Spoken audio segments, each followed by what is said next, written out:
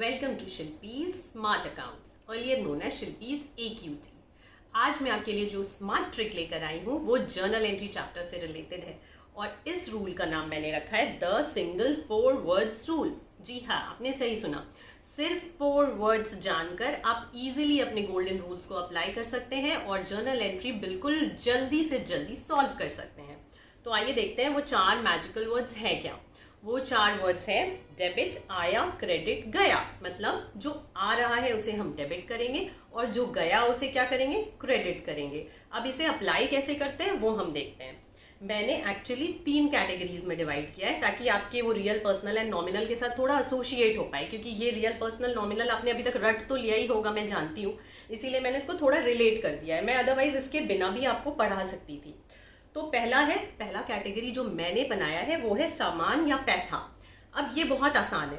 अगर आपके पास furniture, building या कुछ भी आ रहा है, बाइक खरीदा आपने, बाइक आ रहा है आपके पास, यानी आया क्या, फर्नीचर, और गया क्या आपके हाथ से, आपको उसके बदले कैश पे करना पड़ेगा। तो टू कैश, या फिर अगर यूपीआई करते हैं, बैंक के थ्रू करते हैं, चेक के थ्रू करते हैं, तो टू बैंक, यानी फर्नीचर टू बैंक, ये एंट्री हो जाएगी।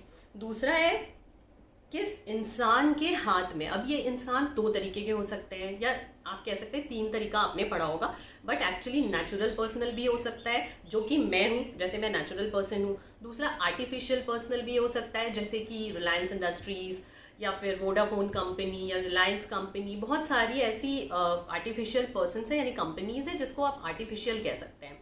और तीसरा होता है रिप्रेजेंटेटिव पर्सनल। तो ये जो है ये इस कैटेगरी में, यानी मेरी सेकेंड कैटेगरी में आती है। अब यहाँ हमें कैसे देखना है, हमें ऐसे देखना है कि जिस इंसान के हाथ में आया उसे हम क्या करेंगे, डेबिट। सपोज गुड्स सेल हो रहा है, तो गुड्स जिस इंसान के हाथ में आ रहा है, चाहे वो नेचुरल हो चाहे वो आर्टिफिशियल हो, उन्हें हम क्या करेंगे, डेबिट। और जिस इंसान के हाथ से जा रहा है उसे हम क्या करेंगे, क्रेडिट। ओके। थर्ड है नॉमिनल। नॉमिनल अकाउंट तो आपने पढ़ लिया होगा, पर इसका मतलब क्या है।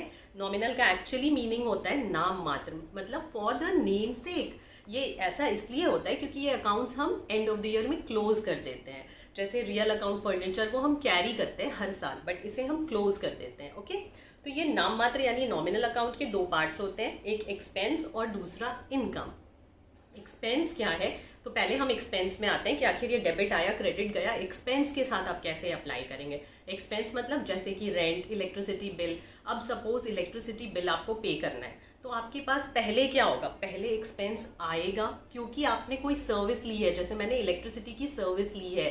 या फिर अगर रेंट एक्सपेंस आपके पास आता है तो क्यों आता है, क्योंकि आपने रेंट पर घर लिया है, यानी आपने कोई सर्विस लिया है, इसीलिए आपके पास ये एक्सपेंस आया है। तो एक्सपेंस हमेशा पहले क्या होता है, आता है। ऐसा तो नहीं है कि आपने रेंट पे लिया ही नहीं, आपने इलेक्ट्रिसिटी यूज किया ही नहीं, लेकिन आप पे कर रहे हैं। तो इसलिए हमें क्या करना है, पहले एक्सपेंस आया, इसलिए एक्सपेंस अकाउंट डेबिट। और एक्सपेंस के अवज में हम क्या पे कर रहे हैं, कैश पे कर रहे हैं, या फिर यूपीआई, बैंक, चेक, जो भी कर रहे हैं, तो टू बैंक। तो इसीलिए एंट्री क्या हो जाएगी, expense account debit to cash account या बैंक अकाउंट।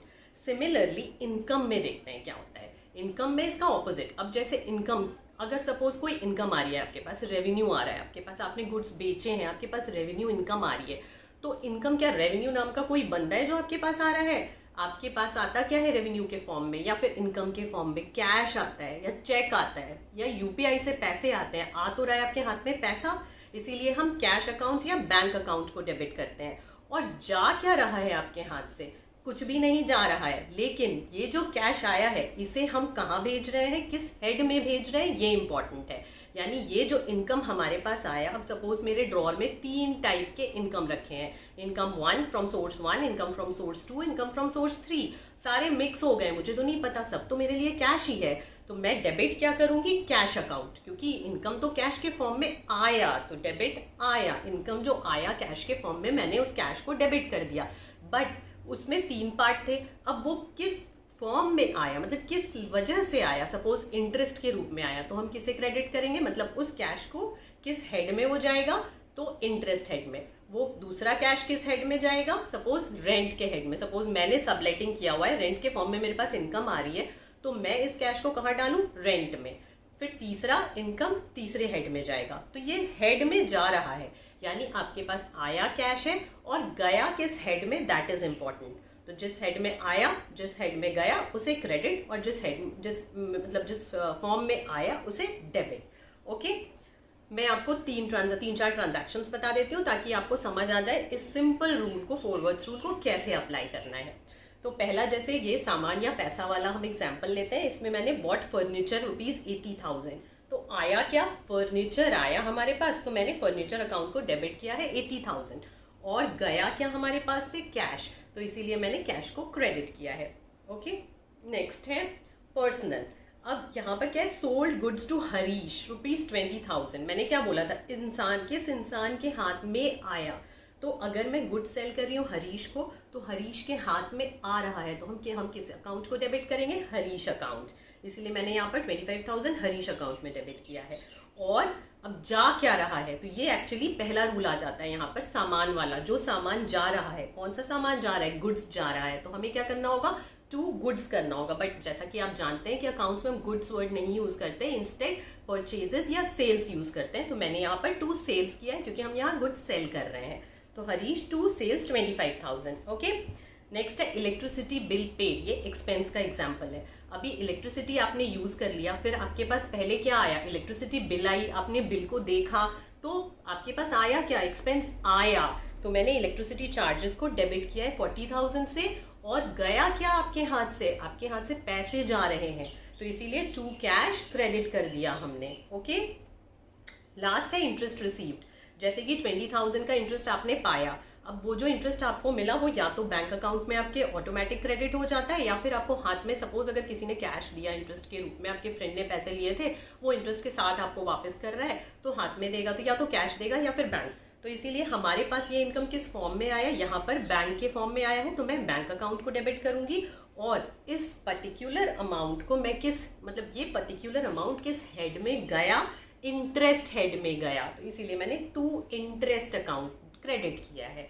ओके, तो इस तरीके से आपको ये पर्टिकुलर गोल्डन रूल अप्लाई करना बहुत आसान हो जाएगा अगर आप ये सिंगल फॉरवर्ड्स रूल को ध्यान में रखेंगे और तीनों कैटेगरीज में अपने हिसाब से कॉमन सेंस का इस्तेमाल करते हुए यूज करेंगे। मैंने और भी बहुत सारे स्मार्ट ट्रिक्स बनाए हैं। अगर आप अभी भी ट्रेडिशनल ट्रिक्स फॉलो कर रहे हैं तो please switch to smart tricks, because it saves you, not only saves your time but it also helps you to explain and clear your base. तो इसीलिए अगर आपको अपनी बेस बनानी है और साथ साथ बहुत ही जल्दी सॉल्व करना है तो प्लीज ट्रेडिशनल फोन छोड़कर स्मार्टफोन का यूज करें। इसीलिए ट्रेडिशनल ट्रिक्स छोड़कर स्मार्ट ट्रिक्स का इस्तेमाल करें। So have a nice day, good bye.